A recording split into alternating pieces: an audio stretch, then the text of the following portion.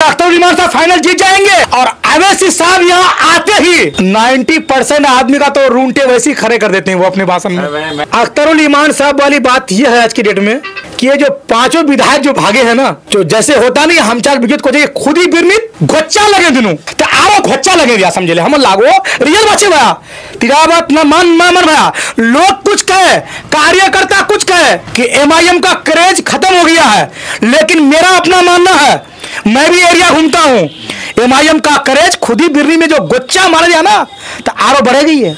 लेकिन जनता के बीच 24 घंटा रहने वाला वो मास्टर मुजाहिद है। वक्त का इंतजार कर रहे हैं, हवा जिधर बहेगी उसके साथ हम भी बह जाएंगे। थाने में जाकर के दलाली करना या ब्लॉक में जाके दलाली करना, इजहार सुजाई बहुत साफ छवि के नेता हैं, ये बात आपको मानना पड़ेगा। अब किसी का 10 ट्रक चलता है या 8 गाड़ियां ट्रक चलता है, वो बालू पार करवा रहा है तो वो स्वार्थ से नहीं जुड़ा हुआ है, वो नहीं जुड़ा हुआ स्वार्थ से। मुझे ऐसा लगता है कि जब तक नरेंद्र मोदी जिंदा है, जब तक मोदी है तो जब तक उसका खानदान जिंदा है, शायद लगता नहीं कि सरकार पलटेगा। मैं जिधर से लगूंगा जी जान से लगूंगा और मेहनत पूरा जी जान से करूंगा। मेरी गाड़ी उसी तरह जिस तरह पतंग का गाड़ी बना था ना, उसी तरह मेरी गाड़ी बनेगी। मैंने 12 केजी का जनरेटर लिया है गाड़ी में लगाने के लिए। इसी एमआईएम में मैंने जी जान से काम किया था। और आज के डेट में जो लोग काम नहीं किए उनको रोड पुल पुलिया सब बनाने के लिए मिल रहा है, लेकिन भैया मेहनत वालों की कहीं कीमत नहीं है। अस्सलाम आदाब, मैं रमीज़ रेज़ा, आप देख रहे हैं केडीबी लाइव। हम मौजूद हैं किशनगंज जिला के कोचा धमन विधानसभा अंतर्गत अल्ताहाट में, जहां पर आज़ाद टेलर हमारे साथ हैं, जो तमाम तर पार्टियों में ये देखे जा रहे हैं, कभी इनके तरफ तो कभी उनके तरफ, तमाम तर चीज़ों को लेकर। सबसे पहले हम आपका स्वागत वेलकम करते हैं। सबसे पहले अस्सलाम वालेकुम आपको और केडीबी लाइव के सभी दर्शकों को जो भी देखते हैं सबको अस्सलाम वालेकुम आदाब। आपने इतना टाइम दिया आने का, बहुत बड़ा आपका। चलिए शुरुआत हम करते हैं कमलपुर पंचायत से, जो कि यहाँ के आप अस्थायी निवासी है। क्या लगता है कमलपुर पंचायत में जो काम हुए, चाहे माननीय मुखिया द्वारा हो या फिर समिति जितने भी लोग हैं, सही कुछ तमाम चीज़ें हो रही है क्या? सर अभी तक तो फिलहाल ठीक हो रहा है, अभी तक जो भी काम हो रहा है ठीक हो रहा है। हॉस्पिटल का हालात अब से 2-2.5 साल पहले बहुत बुरा हाल था हॉस्पिटल का यहाँ पे, लेकिन आज के डेट में यहाँ पे बहुत सारी डिलीवरियाँ होती है और बहुत बेहतरीन है। हर चीज़ का इलाज बेहतरीन होता है, ऐसा कोई बात नहीं है। जो चीज़ सही है सही है, गलत इल्ज़ाम लगाना भी सही नहीं होता है। आज के डेट में हॉस्पिटल बिल्कुल सही है, बहुत बढ़िया इलाज वगैरह, कई डिलीवरियाँ भी यहाँ हुई है। रोड घाट की जो बात करें काम हो रहे हैं? हाँ हो रहा है, काम हो रहा है, पुल पुलियाँ सब काम हो रहा है, काम ही नहीं कि काम नहीं हो रहा, काम हो रहा है। क्या लगता है जो आपके जो लोकल मुखिया जी हैं उनसे आपकी ताल्लुकात भी काफ़ी गहरा रहा, चूँकि ताल्लुकात बेहतर है इस बिना पर आप अच्छे कह रहे हैं या फिर काम हो रहा है? देखिए सबसे पहली बात, आपने बहुत अच्छा सवाल किया। ये चीज़ आपकी ताल्लुकात की वजह से आप अच्छे कह रहे हैं उनको। जो इंसान अच्छा होता है वो सबके लिए अच्छा होता है, सिर्फ हमारे लिए नहीं। सबसे पहली बात, उस शख्स के अंदर सबसे बड़ी खूबी यह है कि वो किसी की बुराई नहीं करता है, कि किसी का गिबत करना या किसी की बुराई करना ये चीज़ नहीं है। कमलपुर पंचायत के मुखिया अबू सलमान में सबसे कम उम्र का मुखिया जी ये मुखिया बने हैं, लेकिन इनके अंदर ये चीज़ें नहीं है किसी से जलन या हसद या कुछ, बहुत शांत मिजाज के हैं। और आप सिर्फ ये मेरे से पता मत कीजिए, आप और भी कहीं से पता कर सकते हैं। चलिए हम आएंगे कमलपुर में भी आएंगे हम। सामने ही 2024 है, लोकसभा का चुनाव है, हमें मौका मिलेगा कि हम सांसद के रूप में किसी का चयन करें। क्या लगता है सबसे पहले किस व्यक्ति के अंदर आपको खूबी लगता है जिसे हमें सांसद बनाना चाहिए? सर अब आपने बहुत तीखा सवाल कर दिया है अभी, क्योंकि यहाँ पे जो देखता हूँ मैं तो हर किसी में अलग अलग खूबियाँ मिलती है। रियल बात है, जो सच्चाई है। देखिए आपने सवाल बहुत खतरनाक पूछ लिया मेरे से, और मुझे सच्चाई बोलना पड़ रहा है अभी। ये नहीं बोलना पड़ रहा है कि नहीं तुम किसी पार्टी में हो तो उसके पक्ष में नहीं, मैं किसी का पक्ष नहीं करता हूँ। अब अगर ऐसे में देखा जाए, अगर हमारे लोकसभा में तो जनता के बीच रहने वाला सबसे बेटर जो है वो तो मास्टर मुजाहिद है। हालांकि मेरे से बातचीत नहीं होती है अब, जो बात कहना आपको पता होगा कि मेरा बच्चा बीमार था, उसी में कुछ हॉट टॉक मेरा हो गया था, तो मैं उसके बाद में बातचीत करना मैंने बंद कर दिया। लेकिन वाजिब बात तो हर कोई बोलेगा, अब ये थोड़ी कि हमसे अगर बातचीत उनकी नहीं हो रही है तो सबके लिए बुरे हैं, ऐसा नहीं है। हर बात बोलना चाहिए आदमी को, पर्सनल चीज अलग है। लेकिन जनता के बीच 24 घंटा रहने वाला वो मास्टर मुजाहिद है। अब आप एक बात करेंगे अख्तरुल ईमान साहब के बारे में, एक हमारे जावेद साहब हैं, तो कुछ चीजें जावेद साहब की भी मुझे अच्छी लगती है। जावेद साहब की अच्छी ये चीजें लगती है कि अक्सर मैं लोगों का थाना काम लेके जाता हूं। कई लोग परेशानी में होते हैं, कुछ परेशानियां होती है तो लेके थाने में काम लेके जाता हूं उनकी परेशानियों को दूर करने के लिए। लेकिन कुछ अधिकारी का मानना है कि अगर मैं 2 साल 2.5 साल से भी अगर रहता हूं अगर ना, या 6 महीना भी रहता हूं अगर, तो जावेद साहब का एक कॉल नहीं आता है मुझे। वो इन चीजों में इंटरफेयर नहीं करते हैं। और जावेद साहब एक बहुत साफ ये तो आपको ही पता है कि बहुत साफ छवि का नेता है। आज के डेट में नाम नहीं लेना चाहूंगा, कौन ऐसा कार्यकर्ता नहीं है जो उसको फेसबुक में अनाप शनाप लिखता नहीं है, लेकिन वो कभी किसी में के आईडी में जाके टिप्पणी नहीं किया। और जावेद साहब से अच्छा मुझे सच पूछिए तो उनका जो पीए है, जो कि एहसान नाम से हम जानते हैं हम, वो अच्छे लगते हैं, बहुत अच्छे इंसान हैं, बहुत ही ठंडे मिजाज के हैं। अख्तरुल ईमान को लेकर क्या? अख्तरुल ईमान साहब की बात रही दोस्तों, तो ये भी बात सच्चाई बोलना जरूरी है। लोग कहेगा कि नहीं साला यार ये तो यार उल्टी सीधी बात कर रहा है। अख्तरुल ईमान साहब वाली बात यह है आज की डेट में कि ये जो 5 विधायक जो भागे हैं ना, जो जैसे होता नहीं हम चार विकेट को जाइए खुद ही बिरमित घोच्चा लगे दिनों तो आरो घोच्चा लगे दिया समझे ले हम लागो रियल बचे भया तेरा बात न मन भया। लोग कुछ कहे, कार्यकर्ता कुछ कहे कि एमआईएम का क्रेज खत्म हो गया है, लेकिन मेरा अपना मानना है, मैं भी एरिया घूमता हूं, एमआईएम का क्रेज खुद ही बिरनी में जो गोच्चा मार दिया ना तो आरो बढ़ेगी है। और अवैसी साहब यहाँ आते ही 90% आदमी का तो रूंटे वैसे ही खड़े कर देते हैं वो अपने भाषण में। मैं जो आपसे बात कर रहा हूँ, एक तरफ आपको हम बताना चाहिए, एक तरफ आपका कहना है कि जावेद साहब साफ छवि के नेता हैं, अनर्गल चीज़ों से बच कर रहते हैं। तो दूसरी तरफ आप मास्टर मुजाहिद आलम को जनता के बीच रहने वाले लोगों में मानते हैं, जो बिल्कुल जो सच्चाई सबकी। तो तीसरी मेरी बात कंप्लीट हो जाए, तीसरी तरफ अख्तरुल ईमान को लेकर भी आपकी सोच काफ़ी पॉजिटिव है और आपका मानना है कि एमआईएम का क्रेज बढ़ा है, लेकिन आज़ाद टेलर किसके तरफ है? भैया अब आप ना हर सवाल बहुत खतरनाक पूछते हैं भाई, ऐसा मत कीजिए भैया, आपसे रिक्वेस्ट है, आप सवाल ऐसा कर लेते हैं ना, क्या करें। देखिए अभी तक तो फिलहाल जो रियल बात है, मैं अभी कहीं भी नहीं हूं, किसी पार्टी में नहीं हूं, क्योंकि मुझे बहुत तकलीफ मिलता है कि इसी एमआईएम में मैंने जी जान से काम किया था और आज के डेट में जो लोग काम नहीं किए हैं उनको रोड पुल पुलिया सब बनाने के लिए मिल रहा है। लेकिन भैया मेहनत वालों की कहीं कीमत नहीं है, ये तो सिर्फ खुदा ही दे सकता है, इंसान की बस की बात नहीं है। मैं जब गौर करता हूं तो मुझे मेरे आंखों में आंसू आता है कि यार हमने रात दिन किया यार, अपने पैर को तुड़वा दिया, लेकिन आज मेरे लिए एक छोटा सा भी काम नहीं है किसी भी विधायक के पास। लेकिन जिन्होंने नकली प्यार किया है, फॉर्मेलिटी दिया है प्यार, उनके लिए बहुत काम है, 2-2 3-3 काम कर रहे हैं, बेहतरीन से काम कर रहे हैं, कोई टेंशन उनको नहीं है। विधायक की अगर आपकी बात करें, आप जहाँ से खुद हैं कोचाधमन धमन इजहार रश्वी साहब, बीच में अभी शायद मैं लगता हूँ आप उन्हीं के भी काफ़ी करीबी रहे हैं, मुझे क्या उनको लेकर क्या ओपिनियन क्या रखते हैं? देखिए अभी तक तो मैं देख रहा हूँ, देखिए जो सच्चाई है ये भी किसी के ऊपर टिप्पणी नहीं करते कोई फालतू, जब इसको कोई छेड़ता है तब ये छेड़ते हैं, नहीं तो ये भी खुद बहुत शांत, हमारे इजहार रश्वी साहब भी बहुत शांत मिजाज के हैं, लेकिन जब कोई ईंट से जवाब देता है तो ये पत्थर से जवाब देने में ये भी कमी नहीं करते हैं, ये भी इनकी मजबूरी है और सहना भी नहीं चाहिए। बाकी बात है कि हमको गांधी जी बनना नहीं है ना भाई कि एक गाल में थप्पड़ लगा तो दूसरा ही बढ़ा देंगे, ऐसा नहीं होगा ना, आज के डेट में ऐसा नहीं होता है। लेकिन ऐसी बात नहीं है कि ये भी कहीं थाने में जाकर के दलाली करना या ब्लॉक में जाके दलाली करना, इजहार रश्वी साहब बहुत साफ छवि के नेता हैं, ये बात आपको मानना पड़ेगा। कुछ सप्ताह पहले आप कह रहे थे कि जो लोग दिल से जुड़े हुए थे किसी भी पार्टी से, उन्हें काम धाम या फिर इस चीज का मुझे तो क्या इजहार रश्वी साहब, मेरे दिल में ये चीज का गिला शिकवा है। देखो मैं खुल के बोलने वाला नहीं हूँ, मैं किसी चीज से मैं डरता नहीं हूँ। लोग तो बहुत कुछ बोलता है कि आजाद तुमको ये दिया है वो दिया है, ऐसा कुछ नहीं है भाई। मेरे देखिए बुरे वक्त में अगर काम आया है तो ऐसी बात उनका एहसान है, लेकिन इस बात का मुझे गम है और दर्द है कि कार्यकर्ता में मैं भी एक दिग्गज कार्यकर्ता हूं। किसका हाँ, किसका दिग्गज? जिनका काम किया है, माननीय विधायक यार सुताबा काम किया था, मैंने पतन साहब का काम किया था, मैंने भी जी जान से काम किया है। लेकिन आज की डेट में अगर काम, लेकिन अभी फिलहाल गुड्डू भाई हमको बोले हैं कि नहीं कुछ ना कुछ काम तुमको भी मिलेगा, तो सबर लेके बैठे हुए हैं। अच्छा, कहा जाता है कि थोड़ा समझेंगे, पेन को आप रख दें।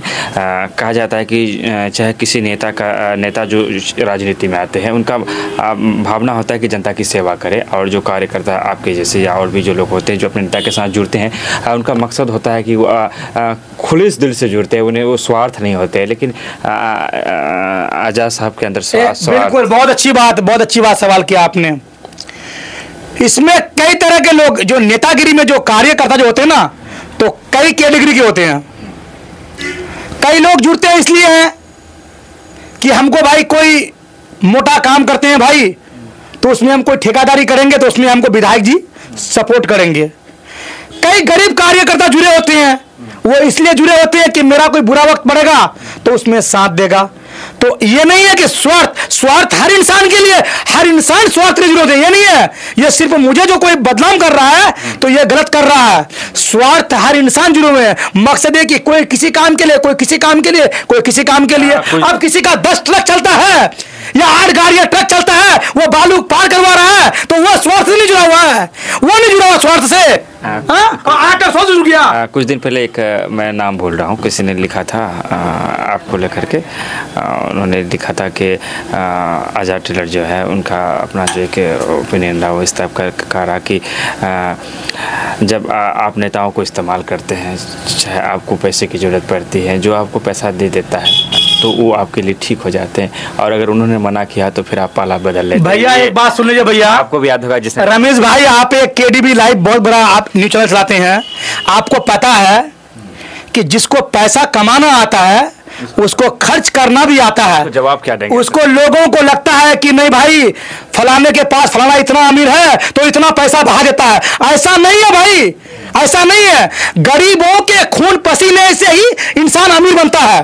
और आपको लगता है कि नहीं कोई बड़ा विधायक बन गया तो उसका रुपया फ्री का है, वो डाल देता है। ऐसा नहीं होता भैया, ऐसा नहीं होता है। लोगों को लगता है, जब पहले नेतागिरी करते थे ना, तो मेरे गली में अगर अख्तरुल इमान का गाड़ी घुसता था तो मुझे पता क्या सब पड़ता था, अरे यार ये नेता ना इलेक्शन में वहां गया यार, फलाने के घर में गया है, वहां रुपये का बंडल लेके आया है। ऐसा नहीं होता है भैया, ऐसा नहीं होता है। अब समझ आ गया है हमको कि क्या होता है। चलिए, हम राजनीतिक चीज़ों पर थोड़ा सा तो आएंगे ही, बहुत लंबा भी नहीं करना, लेकिन हम चाहेंगे ये कि आप जिस दुकान पे बैठे हुए उसके बारे में बात ना करें, थोड़ा सा मुझे एक पीस को दिखा दे आप खड़े होकर के। सर ये क्या, किस तरह से, क्या ये है? शादियों का लहंगा है, दुल्हनों का। मैं चाहूँगा एक पीस को उतारे आप। ये लड़कियों का लहंगा है, उतार लें इसको। हाँ, बच्चियां गुड़िया पहनती है, और ये चीज़ मैं बनाता हूँ। क्या क्या मेरा मेन लेडी सूट का काम है और पार्टी वेयर काम मैं करता हूँ, ब्राइडल काम। एक एक लहंगा मेरे पास अगर तैयार होता है स्टिचिंग में तो सिर्फ उसका 4500 5000 ऐसा मेरा स्टिचिंग पड़ता है मेरे पास। अरे सो कुछ चलिए रखा जाए। जो आप देख पा रहे होंगे कि जो लांगा चुनरी आपको देख पा रहे होंगे, बैठिए मैं चाहूँगा थोड़ी देर। इसे कोई और नहीं बनाते हैं, ये जो काफ़ी जज्बाती सा जो इंसान वो आपको दिख रहा होगा एकदम, जो ऐसा लग रहा है कि अगर सामने मिल जाए तो आदमी उसे खा ले, लेकिन ऐसे नहीं है। दिल के साफ आदमी है, बातों को रखते हैं अपनी तरीक़ा से, भले ही किसी को सही लगता होगा, किसी को नहीं लगता होगा। लोकल पॉलिटिक्स को लेकर हमने तमाम तर बातों को किया। भारतीय जनता पार्टी जिस तरह से 5 राज्यों के चुनाव हुए और प्रचंड बहुमत, अगर तेलंगाना को हम माइनस में रखते हैं तो प्रचंड बहुमत के साथ बीजेपी की जीत हुई। क्या लगता है? बहुत मैं अफसोस में हूँ इस बात को। मैंने आपसे पहले भी चाय पीते हुए कहा मैंने कि मैं इतना तकलीफ में हूँ जब इसको देखता हूँ मैं ना, कि यार राहुल गांधी जी इतना मेहनत इस बार किए, पैदल यात्रा किए बेचारे, मेहनत में कोई कमी नहीं किया है, और इसके बावजूद एक भी सीट यहां नहीं आया। बहुत दुख वाली बात है। तो मुझे ऐसा लगता है सरकार नहीं बनी भाई, तो सरकार नहीं बनी। तो मुझे ऐसा लगता है कि जब तक नरेंद्र मोदी जिंदा है जब तक मोदी है तो जब तक उसका खानदान जिंदा है शायद लगता नहीं कि सरकार पलटेगा। एक मायूसी वाली कुछ तो है शायद। मुझे अभी मैं कुछ बोलूंगा तो लोग बोलेंगे साला जाहिल है, इसको पता नहीं है, लेकिन मुझे लगता है भाई कुछ तो ईवीएम का खेला है भाई, जो मुझे समझ नहीं आ रहा है। चलिए, अगर ईवीएम का इससे ज्यादा क्या मेहनत करेगा यार। लेकिन एक बात है, जावेद साहब जहां जहां का प्रभार संभाले हैं वहां का सीट आ गया है कांग्रेस को जी। अच्छा, जावेद साहब कांग्रेस में लकी है। एक चीज हम आपसे यहाँ जानना चाहेंगे थोड़ी देर रुक करके कि मान लीजिए आपके पास 100 नंबर है जी, और उस नंबर को देने के लिए 3 व्यक्ति एक पंक्ति में खड़े हैं, मास्टर मुजाहिद साहब हैं, अख्तर साहब हैं और जावेद साहब है, तो किसको कितना नंबर देंगे? कि चुनाव लड़ेंगे या नहीं लड़ेंगे? तो अभी 2 व्यक्ति को आप लेके आइए ना सर, अभी 3 को काहे लेके आ रहे हैं? चलिए, दोनों में ही ले लीजिए। घोषणा लड़ूंगा या माननीय मुख्यमंत्री जी नीतीश कुमार जी का जो भी आदेश होगा मास्टर मुजाहिद सर वही काम करेंगे। रियल बात है। अख्तर साहब और आजा साहब में ऐसे में अगर आप जाइएगा अगर, तो मैं अभी तक जो मेरा अनुमान है, क्योंकि बात तो थी मेन सरकार बनाने वाली, तो अब तो सरकार बनेगी नहीं मेरे ख्याल से। 2024 में भी बीजेपी का ही सरकार रहेगा शायद लग रहा है ऐसा ही, क्योंकि मूड इतना खराब है। नंबर है आपके पास, अख्तर साहब जावेद साहब दोनों हैं, किसको कितने नंबर देंगे? यहाँ जो है ना, एक चीज ध्यान दीजिएगा, ये बहुत कठिन सवाल आप करते हैं हमसे, समझ गए आप ना। सही बात है, आप ना लोगों को ना ब्लैकमेल कर रहे हैं सर, कठिन सवाल कर दिए हैं। यहाँ पता क्या होता है, यहाँ का जो समीकरण बनता है, रियल बात है, चुनाव का, लोकसभा का भी चुनाव का समीकरण जो बनता है तो इलेक्शन के रात को बनता है, आखिरी रात को। इसलिए अभी मैं ये इतना बड़ा मैं ज्ञानी नहीं हो गया हूं। फेसबुक में एंटरटेनमेंट करते हैं, जो भी बोल देते हैं, आता है एंजॉयमेंट कर लेते हैं, कुछ भी बोल देते हैं, लेकिन नहीं, अभी जो सवाल दिया पे केटीवी बहुत बड़ा प्लेटफॉर्म है, अब इसमें कुछ बोल देना सही नहीं है।